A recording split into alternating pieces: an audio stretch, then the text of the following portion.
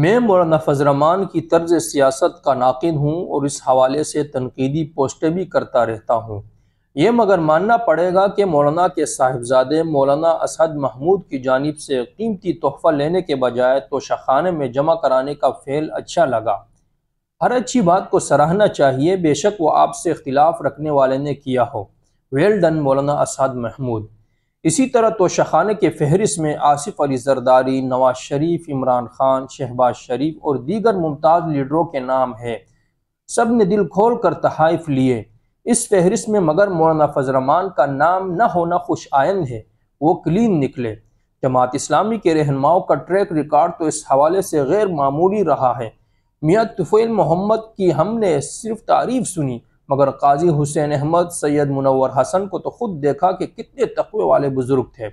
سراج الحق صاحب پر سیاسی حوالوں سے تنقید کی جا سکتی ہے، مگر وہ بھی انتہائی دیانتدار آدمی ہے۔ توشہ خانے کے ریکارڈ میں بھی جماعت کے وابستگان کا دامن صاف ہے۔ جمعیت اہل حدیث کے پروفیسر سید میر میاں نواز شریف کے قریب ہیں، بہت سے دوروں میں شامل تھے، ان کا دامن بھی بے داغ نکلا ہے۔ مولانا طاہر اشرفی پر ان کے ناقدین مسلسل تیر برساتے ہیں، توشہ خانے کے حوالے سے وہ بھی شفاف نکلے ہیں۔